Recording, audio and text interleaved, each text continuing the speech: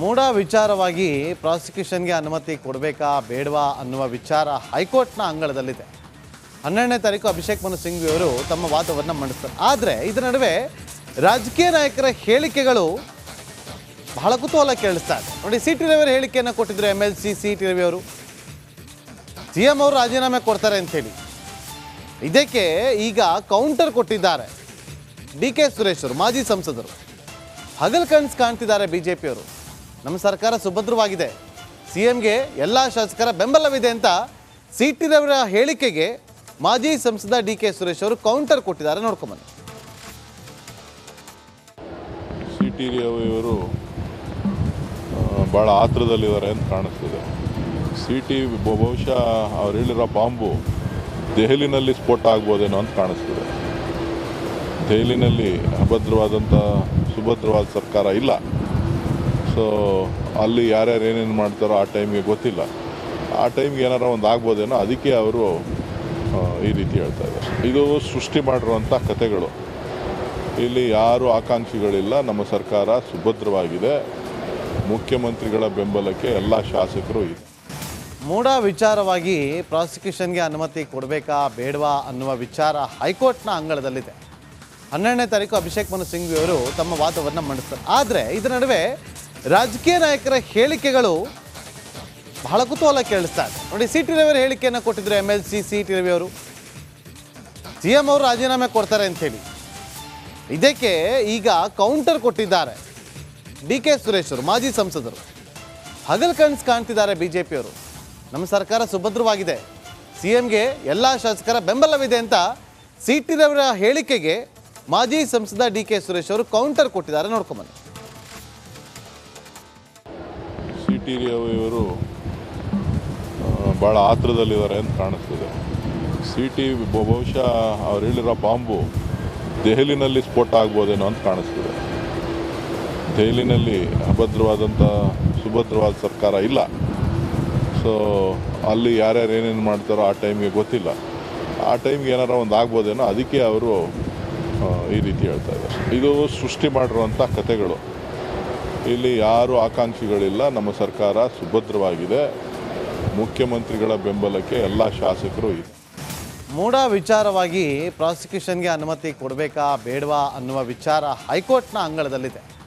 12ನೇ ತಾರೀಕು ಅಭಿಷೇಕ್ ಮನು ಸಿಂಘ್ವಿ ಅವರು ತಮ್ಮ ವಾದವನ್ನು ಮಂಡಿಸ್ತಾರೆ. ಆದರೆ ಇದರ ನಡುವೆ ರಾಜಕೀಯ ನಾಯಕರ ಹೇಳಿಕೆಗಳು ಬಹಳ ಕುತೂಹಲ ಕೇಳಿಸ್ತಾ ಇದೆ. ನೋಡಿ, ಸಿ ಟಿ ರವಿ ಅವರು ಹೇಳಿಕೆಯನ್ನು ಕೊಟ್ಟಿದ್ರು. MLC ಸಿ ಟಿ ರವಿ ಅವರು CM ಅವರು ರಾಜೀನಾಮೆ ಕೊಡ್ತಾರೆ ಅಂಥೇಳಿ ಇದಕ್ಕೆ ಈಗ ಕೌಂಟರ್ ಕೊಟ್ಟಿದ್ದಾರೆ. DK ಸುರೇಶ್ ಅವರು, ಮಾಜಿ ಸಂಸದರು, ಹಗಲ್ ಕನ್ಸ್ ಕಾಣ್ತಿದ್ದಾರೆ. BJಪಿಯವರು ನಮ್ಮ ಸರ್ಕಾರ ಸುಭದ್ರವಾಗಿದೆ, CMಗೆ ಎಲ್ಲ ಶಾಸಕರ ಬೆಂಬಲವಿದೆ ಅಂತ ಸಿ ಟಿ ರವಿಯವರ ಹೇಳಿಕೆಗೆ ಮಾಜಿ ಸಂಸದ DK ಸುರೇಶ್ ಅವರು ಕೌಂಟರ್ ಕೊಟ್ಟಿದ್ದಾರೆ. ನೋಡ್ಕೊಂಬನ್ನಿ. ಸಿ ಟಿ ರವಿಯವರು ಭಾಳ ಆತುರದಲ್ಲಿದ್ದಾರೆ ಅಂತ ಕಾಣಿಸ್ತಿದೆ. ಬಹುಶಃ ಅವ್ರು ಹೇಳಿರೋ ಬಾಂಬು ದೆಹಲಿನಲ್ಲಿ ಸ್ಫೋಟ ಆಗ್ಬೋದೇನೋ ಅಂತ ಕಾಣಿಸ್ತಿದೆ. ದೆಹಲಿನಲ್ಲಿ ಸುಭದ್ರವಾದ ಸರ್ಕಾರ ಇಲ್ಲ.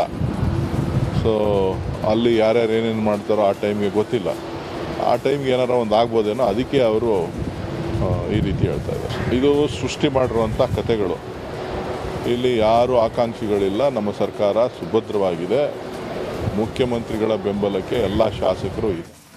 ಮೂಡ ವಿಚಾರವಾಗಿ ಪ್ರಾಸಿಕ್ಯೂಷನ್ಗೆ ಅನುಮತಿ ಕೊಡಬೇಕಾ ಬೇಡವಾ ಅನ್ನುವ ವಿಚಾರ ಹೈಕೋರ್ಟ್ನ ಅಂಗಳದಲ್ಲಿದೆ. 12ನೇ ತಾರೀಕು ಅಭಿಷೇಕ್ ಮನು ಸಿಂಘ್ವಿ ಅವರು ತಮ್ಮ ವಾದವನ್ನು ಮಂಡಿಸ್ತಾರೆ. ಆದರೆ ಇದರ ನಡುವೆ ರಾಜಕೀಯ ನಾಯಕರ ಹೇಳಿಕೆಗಳು ಬಹಳ ಕುತೂಹಲ ಕೇಳಿಸ್ತಾ ಇದೆ. ನೋಡಿ, ಸಿ ಟಿ ರವಿ ಅವರು ಹೇಳಿಕೆಯನ್ನು ಕೊಟ್ಟಿದ್ರು. MLC ಸಿ ಟಿ ರವಿ ಅವರು CM ಅವರು ರಾಜೀನಾಮೆ ಕೊಡ್ತಾರೆ ಅಂಥೇಳಿ ಇದಕ್ಕೆ ಈಗ ಕೌಂಟರ್ ಕೊಟ್ಟಿದ್ದಾರೆ. DK ಸುರೇಶ್ ಅವರು, ಮಾಜಿ ಸಂಸದರು, ಹಗಲ್ ಕನ್ಸ್ ಕಾಣ್ತಿದ್ದಾರೆ. BJಪಿಯವರು ನಮ್ಮ ಸರ್ಕಾರ ಸುಭದ್ರವಾಗಿದೆ, CMಗೆ ಎಲ್ಲ ಶಾಸಕರ ಬೆಂಬಲವಿದೆ ಅಂತ ಸಿ ಟಿ ರವಿಯವರ ಹೇಳಿಕೆಗೆ ಮಾಜಿ ಸಂಸದ DK ಸುರೇಶ್ ಅವರು ಕೌಂಟರ್ ಕೊಟ್ಟಿದ್ದಾರೆ. ನೋಡ್ಕೊಂಬನ್ನಿ. ಸಿ ಟಿ ರವಿಯವರು ಭಾಳ ಆತುರದಲ್ಲಿದ್ದಾರೆ ಅಂತ ಕಾಣಿಸ್ತಿದೆ. ಬಹುಶಃ ಅವ್ರು ಹೇಳಿರೋ ಬಾಂಬು ದೆಹಲಿನಲ್ಲಿ ಸ್ಫೋಟ ಆಗ್ಬೋದೇನೋ ಅಂತ ಕಾಣಿಸ್ತಿದೆ. ದೆಹಲಿನಲ್ಲಿ ಸುಭದ್ರವಾದ ಸರ್ಕಾರ ಇಲ್ಲ. ಸೊ ಅಲ್ಲಿ ಯಾರ್ಯಾರು ಏನೇನು ಮಾಡ್ತಾರೋ ಆ ಟೈಮ್ಗೆ ಗೊತ್ತಿಲ್ಲ.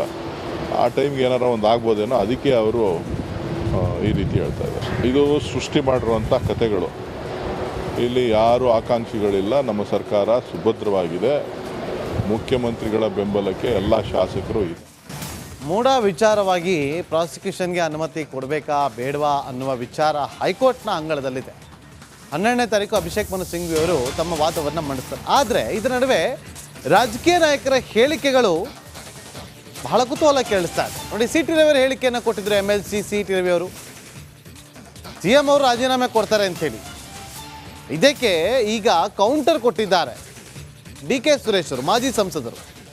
ಹಗಲ್ ಕನ್ಸ್ ಕಾಣ್ತಿದ್ದಾರೆ ಬಿಜೆಪಿಯವರು. ನಮ್ಮ ಸರ್ಕಾರ ಸುಭದ್ರವಾಗಿದೆ, CMಗೆ ಎಲ್ಲ ಶಾಸಕರ ಬೆಂಬಲವಿದೆ ಅಂತ ಸಿ ಟಿ ರವಿರ ಹೇಳಿಕೆಗೆ ಮಾಜಿ ಸಂಸದ DK ಸುರೇಶ್ ಅವರು ಕೌಂಟರ್ ಕೊಟ್ಟಿದ್ದಾರೆ. ನೋಡ್ಕೊಂಬನ್ನಿ. ಸಿ ಟಿ ರವಿಯವರು ಭಾಳ ಆತರದಲ್ಲಿದ್ದಾರೆ ಅಂತ ಕಾಣಿಸ್ತಿದೆ. ಬಹುಶಃ ಅವ್ರು ಹೇಳಿರೋ ಬಾಂಬು ದೆಹಲಿನಲ್ಲಿ ಸ್ಫೋಟ ಆಗ್ಬೋದೇನೋ ಅಂತ ಕಾಣಿಸ್ತಿದೆ. ದೆಹಲಿನಲ್ಲಿ ಸುಭದ್ರವಾದ ಸರ್ಕಾರ ಇಲ್ಲ.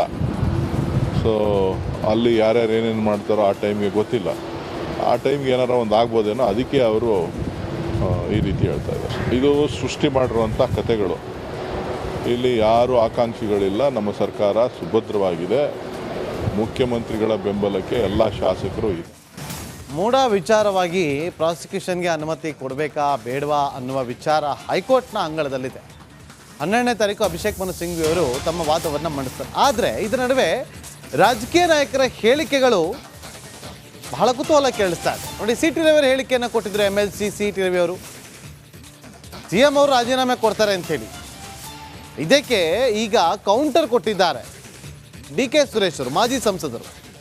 ಹಗಲ್ ಕನ್ಸ್ ಕಾಣ್ತಿದ್ದಾರೆ ಬಿಜೆಪಿಯವರು. ನಮ್ಮ ಸರ್ಕಾರ ಸುಭದ್ರವಾಗಿದೆ, CMಗೆ ಎಲ್ಲ ಶಾಸಕರ ಬೆಂಬಲವಿದೆ ಅಂತ ಸಿ ಟಿ ರವಿರ ಹೇಳಿಕೆಗೆ ಮಾಜಿ ಸಂಸದ DK ಸುರೇಶ್ ಅವರು ಕೌಂಟರ್ ಕೊಟ್ಟಿದ್ದಾರೆ. ನೋಡ್ಕೊಂಬನ್ನಿ.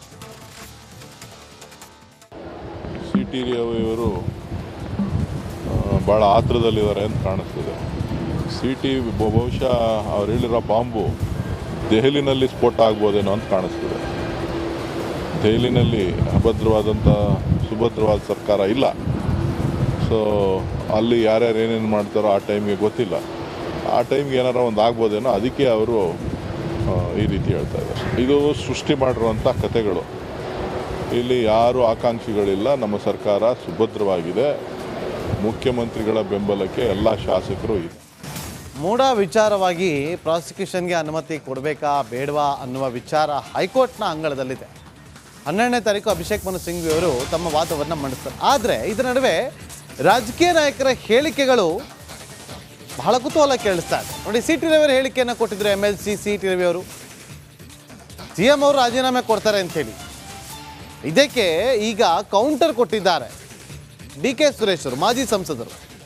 ಹಗಲ್ ಕನ್ಸ್ ಕಾಣ್ತಿದ್ದಾರೆ ಬಿಜೆಪಿಯವರು.